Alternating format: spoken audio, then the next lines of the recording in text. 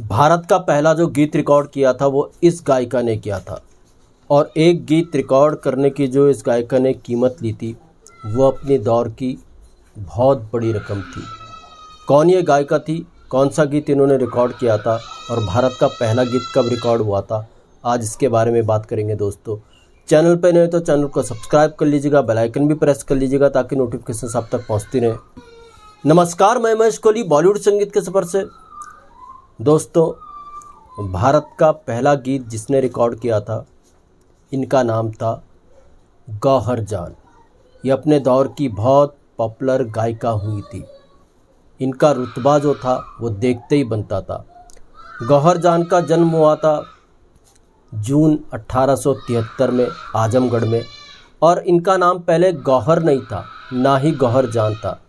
इनका पहले नाम था एंजेलिना। जी हाँ, इन्होंने क्रिश्चियन परिवार में जन्म लिया था। इनके पिता का नाम बेंजामिन था, माता का नाम विक्टोरिया था और इनका नाम था एंजेलिना। एंजेलिना इनका नाम था, तो इनका नाम फिर गौहर कैसे पड़ा, एक मुस्लिम नाम कैसे हुआ इनका। इनके माता पिता में आपस में बहुत झगड़ा हुआ करता था, तो इनकी माता उस समय इनके पिता से अलग हो गई थी। इनकी माता ने फिर दूसरी शादी की थी एक मुस्लिम शख्स से।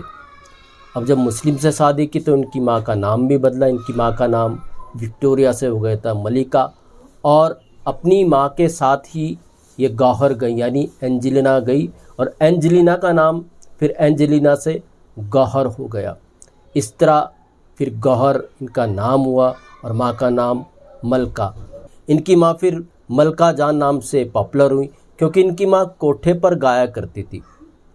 आजमगढ़ में जब इनकी माँ गाया करती थी कोठे पर, तो गौहर भी अपनी माँ के साथ हुआ करती थी और संगीत में काफ़ी दिलचस्पी लिया करती थी। जब इनकी माँ ने देखा गौहर को गाने का शौक़ है, तो इनकी माँ ने फिर गौहर की संगीत में शिक्षा दीक्षा करवाई और 14 साल आते आते गौहर गाने में पक्का हो गई, परिपक्व हो गई। गौहर ने जो पहली परफॉर्मेंस दी थी अपनी 14 साल की उम्र में, यानी 1887 कुछ ऐसी सन में उन्होंने अपनी पहली परफॉर्मेंस दी थी कलकत्ता के एक दरबार में। और जब इन्होंने गायन शुरू किया तो उस दरबार में कई रियासत के राजा थे, तो उनमें एक दरभंगा के भी राजा थे।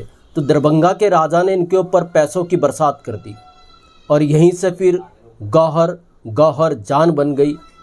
हर रियासत तक गौहर जान का नाम पहुंचने लगा कि एक इतना अच्छा गाने वाली एक लड़की है गौहर जान, और हर दरबार में फिर गौहर जान को बुलाया जाने लगा।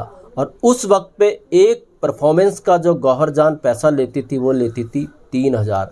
उस दौर की लाखों में ये रकम हुआ करती थी, आज के लाखों में ये रकम हुआ करती थी 3000। और गौहर जान के शौक़ बड़े थे, उन्हें गहनों का बड़ा शौक़ था, घुड़सवारी का शौक़ था, कई महंगे शौक़ गौहर जान के थे।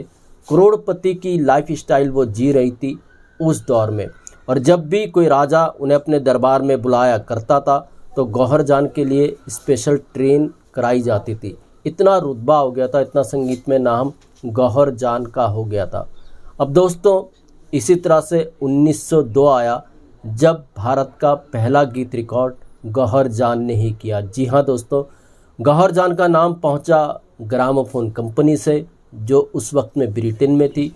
ग्रामोफोन कंपनी ने फैसला लिया कि हिंदुस्तान जाकर के वो गौहर जान का गीत रिकॉर्ड करेंगे। जी हाँ, ये ग्रामोफोन कंपनी HMV ही थी।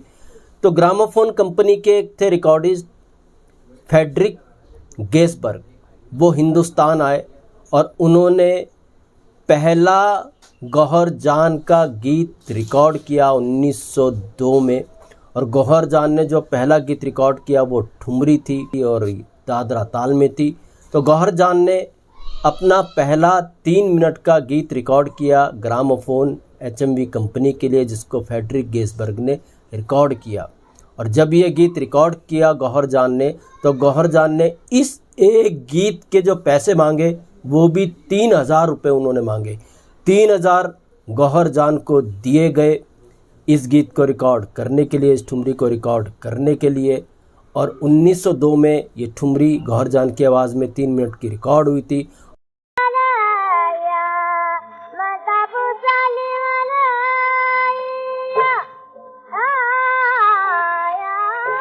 और इसकी रिकॉर्डिंग के आखिर में गौहर जान ने कहा था माई नेम इज़ गौहर जान, और यही गौहर जान के एक तरह से सिग्नेचर बन गई थी ये लाइन, और हर जगह इस लाइन का प्रयोग होता था, माई नेम इज़ गौहर जान, जब भी गौहर जान की परफॉर्मेंस होती थी। और ये फिर रिकॉर्ड जो जारी हुआ था गौहर जान की आवाज़ में, इस पर भी my name is Gauhar Khan लिखा गया था। तो 1903 में गौहर जान का ये रिकॉर्ड हिंदुस्तान में रिलीज़ हुआ था जो, और फिर पॉपुलैरिटी इतनी ज़्यादा हो गई थी गौहर जान की। पहले तो गौहर जान राज दरबारों में ही गाया करती थी, मगर अब हर दिल हर कान में उनकी आवाज़ सुनाई पड़ती थी। लगभग 600 गीत इसके बाद गौहर जान ने अपनी आवाज़ में रिकॉर्ड किए ग्रामोफोन कंपनी यानी HMV के लिए। खैर साहब, गौहर जान काफ़ी पॉपुलर हो चुकी थी। 1920 में गौहर जान का कद बहुत बड़ा हो गया था संगीत की दुनिया में। दिक्कतें भी गौहर जान की ज़िंदगी में आनी शुरू हो गई थी। गौहर जान के पास पैसा तो था ही, करोड़पति की वो लाइफ स्टाइल जी रही थी, मगर फिर भी दिक्कतें आ रही थी उनकी पर्सनल लाइफ में। कई नवाब गौहर जान को अच्छा मानते थे, चाहते थे, मगर उनसे शादी नहीं कर रहे थे। तो कई बार गौहर जान का दिल टूटा भी। गौहर जान को लगने लगा यार इस दुनिया में तो कोई अपना है भी नहीं, क्योंकि उस वक्त पे गाने बजाने वालों को अच्छा नहीं माना जाता था। गाने बजाने वालों का रुतबा जो होता था बड़ा तो था, नाम तो हो जाता था, मगर कोई इज़्ज़तदार आदमी किसी से शादी नहीं करना चाहता था। वो भी गाने बजाने वाली से कोई शादी क्यों करेगा उस दौर में। हाँ, मगर इश्क सब फरमाते थे। गौहर जान को इसका अफसोस भी हुआ, एहसास भी हुआ कि यार ये सब क्या हो रहा है।